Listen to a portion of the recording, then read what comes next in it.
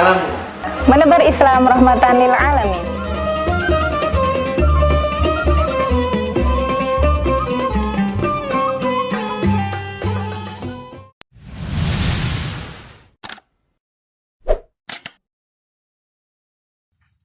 Assalamualaikum warahmatullahi wabarakatuh.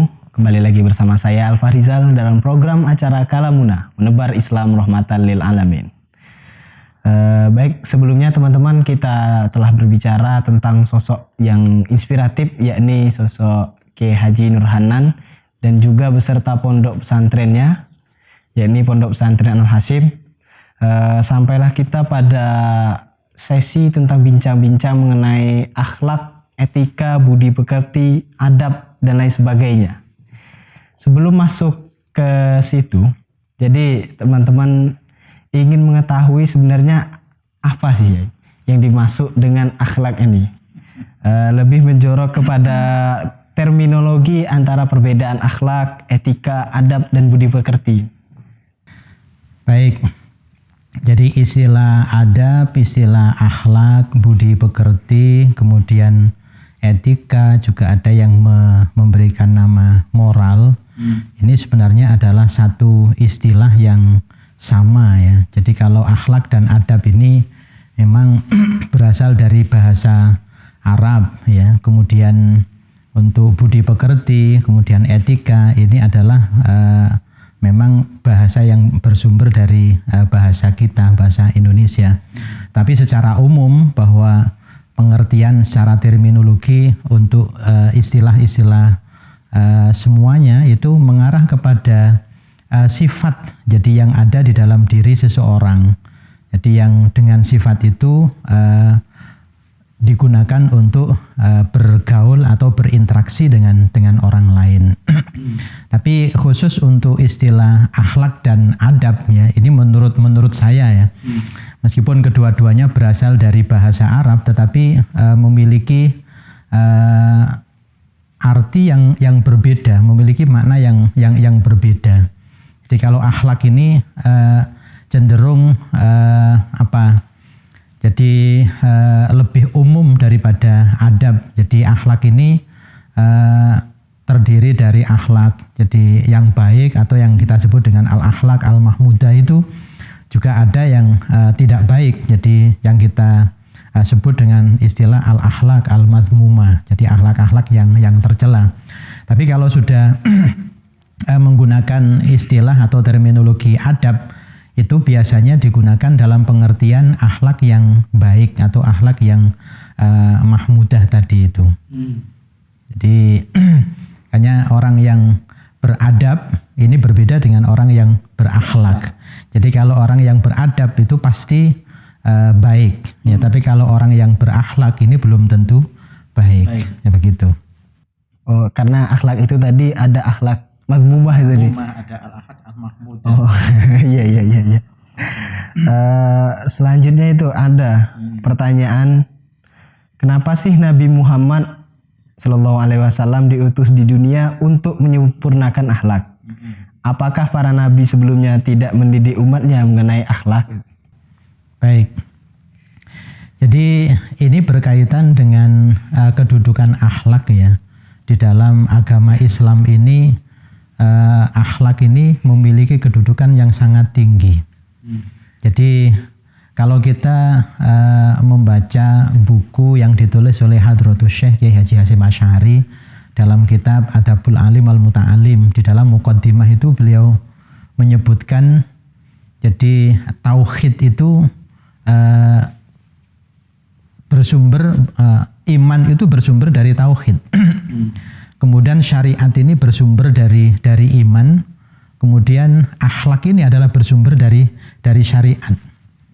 Jadi bahasa beliau faman la adaba, jadi la syari'ata lahu, waman la syari'ata la imana lahu, waman la imana la tauhida lahu. Jadi orang yang bertauhid itu seharusnya dia memiliki iman, dan orang yang beriman itu seharusnya dia memiliki syariat, dan orang yang bersyariat itu seharusnya dia memiliki keluhuran akhlak atau memiliki adab tadi itu, Maka orang yang tidak beradab, ya, kesimpulannya menurut beliau sama saja dengan orang yang tidak bersyariat. Orang yang tidak bersyariat sama saja dengan orang yang tidak beriman. Orang yang tidak beriman berarti dia tidak bertauhid. Jadi melihat kedudukan akhlak yang sangat tinggi ini, maka kemudian kita menjadi membenarkan bahwa misi utama diutusnya Rasulullah, Nabi kita, Nabi Muhammad SAW ini adalah untuk menyempurnakan akhlak yang mulia. Karena ketika akhlak yang mulia ini sudah tercapai, berarti semuanya tadi, syariat, kemudian iman, tauhid, ini berarti sudah tercapai. Oke. Artinya puncak seseorang itu beragama adalah di akhlaknya. Oh iya. Bahkan Hadratus Syekh Kiai Haji Muhammad Hashim Asy'ari di dalam kitabnya itu menyebutkan bahwa keluhuran akhlak seseorang ini juga bisa menjadi barometer. Jadi barometer diterimanya amal jadi seseorang. Jadi kalau mereka berpuasa misalnya, dengan berpuasa itu ada perubahan akhlak yang lebih baik. Ini adalah barometer bahwa puasanya diterima. Orang yang sholat misalnya, dengan sholat itu dia bisa memiliki atau bisa merubah karakter dia menjadi lebih baik. Itu berarti menjadi barometer bahwa sholat yang dia kerjakan ini diterima. Ya sebaliknya begitu, kalau orang berpuasa, orang sholat tapi akhlaknya tidak menunjukkan akhlak yang baik, ini juga menjadi barometer bahwa ibadahnya ini tidak diterima. Jadi yang dikatakan oleh beliau begitu di kitab Adabul Alim wal Muta'alim itu.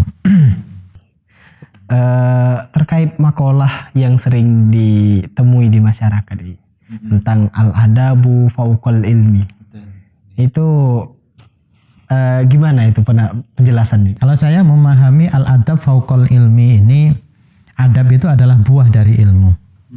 Jadi karena adab ini buah daripada ilmu, maka ilmu itu tidak akan ada nilainya jika kemudian tidak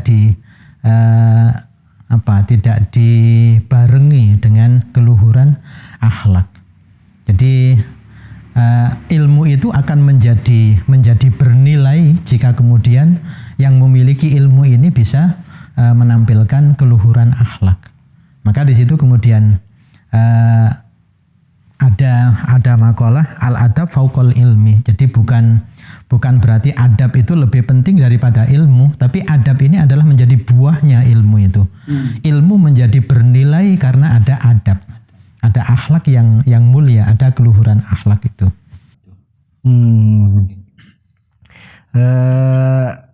Terkait pendidikan akhlak yang diterima oleh masyarakat itu, yang gampang diterima oleh masyarakat itu bagaimana itu ya? Jadi pendidikan akhlak ini memang tidak mudah ya. Jadi ini harus dilakukan jadi melalui pembiasaan, itu yang pertama. Karena akhlak itu sebenarnya juga sesuatu yang muncul dari diri seseorang tanpa ada paksaan, tanpa ada perintah. Jadi sudah melahirkan jadi akhlak. Jadi itu adalah akhlak yang sebenarnya. Jadi ketika orang misalnya sholat jamaah, dia mengikuti sholat jamaah ini tanpa ada yang menyuruh, tanpa ada yang memerintahkan, tapi dorongan dari hati dia untuk mengikuti sholat jamaah, maka itu sebenarnya adalah akhlak dia yang memang sudah seperti itu.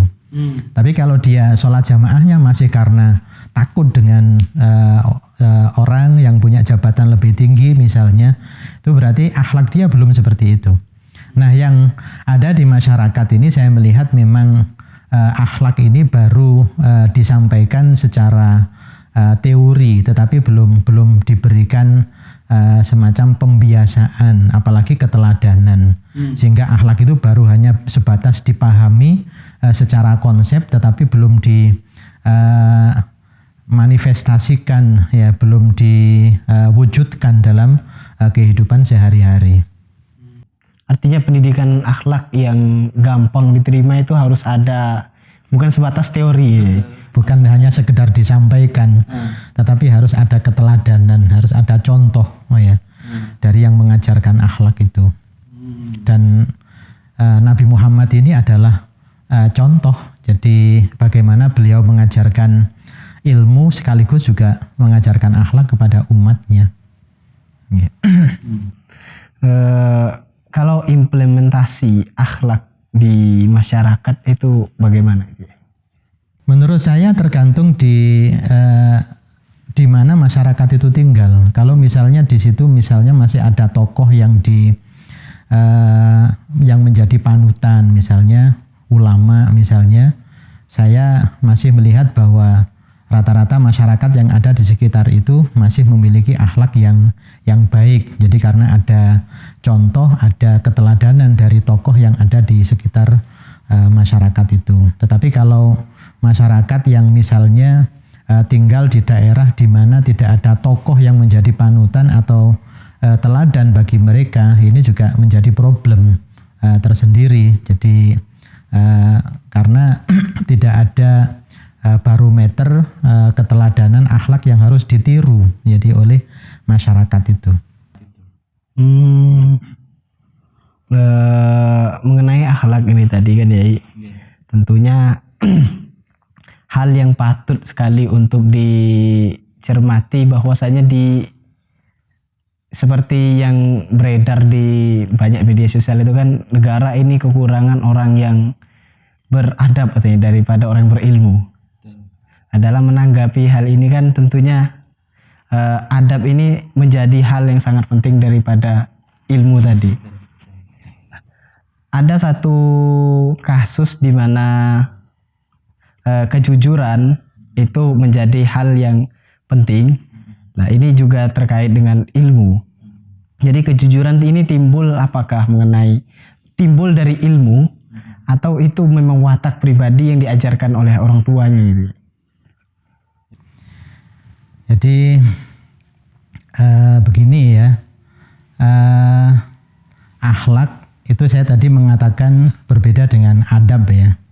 Jadi akhlak ini bisa diperoleh melalui proses pembelajaran. Jadi proses pembelajaran dikenalkan dengan teori, dengan konsep yang terkait dengan akhlak.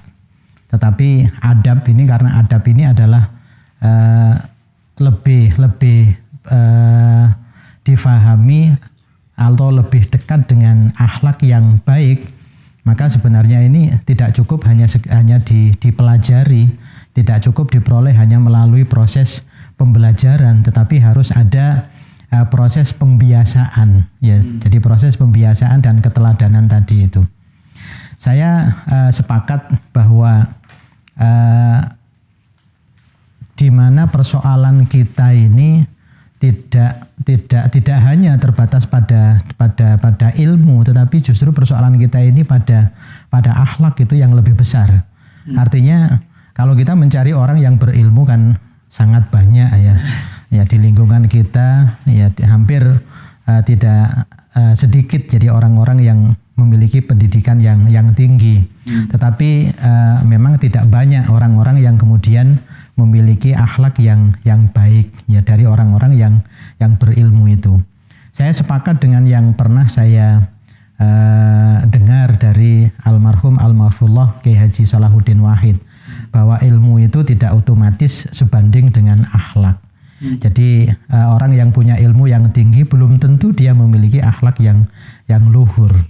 Jadi ilmu itu diperoleh dari proses pembelajaran tadi itu, tetapi akhlak tidak cukup diperoleh dari proses pembelajaran itu, tetapi harus ada proses pembiasaan dan keteladanan tadi itu.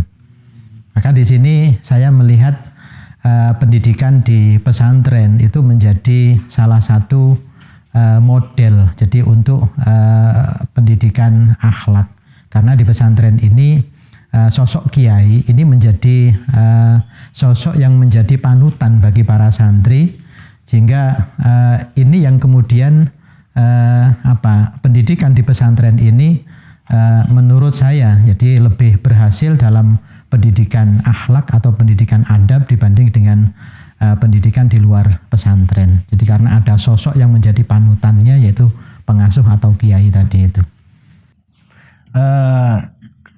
Pendidikan akhlak ini kan menjadi hal yang sangat penting ya, baik itu dari tingkat sekolah dasar hingga ke perguruan tinggi. Lah, lalu bagaimana penerapan pendidikan akhlak ini di rumah tangga itu? Artinya dari seorang ibu, karena ibu itu kan dikenal al-madrasatul ula. Jadi memang tanggung jawab pendidikan ini tidak hanya oleh pondok pesantren, tidak hanya oleh guru, tidak hanya oleh kiai atau pengasuh, tetapi lingkungan masyarakat ini juga ikut punya tanggung jawab terhadap pendidikan generasi muda yang ada di masyarakat itu. Begitu juga orang tua. Memang betul, jadi peran orang tua dalam pendidikan akhlak anak ini sangat besar, jadi dan sangat penting ya. Jadi orang tua yang baik ini pasti akan melahirkan anak-anak yang baik. Begitu juga sebaliknya, jadi anak-anak yang berhasil menjadi orang-orang yang sukses itu tidak sedikit mereka lahir dari keluarga yang baik, jadi keluarga yang sukses.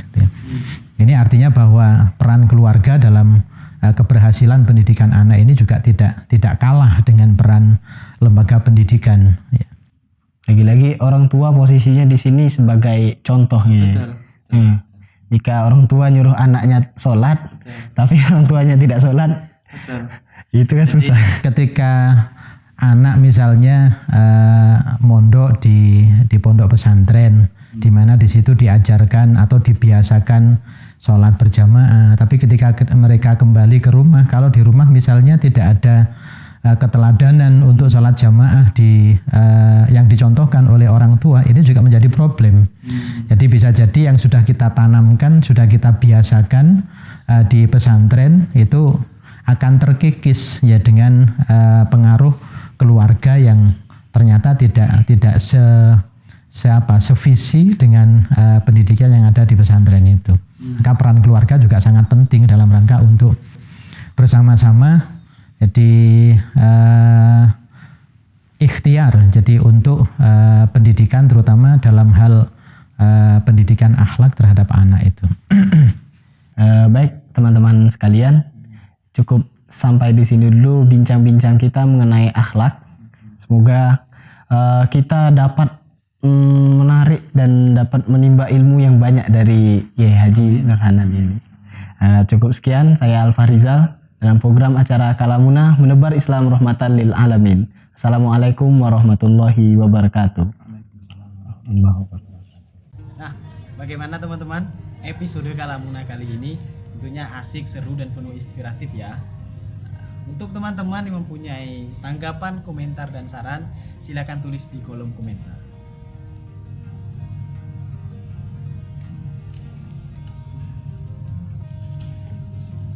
Untuk episode selanjutnya, teman-teman bisa memberi pertanyaan atau usulan terkait tema.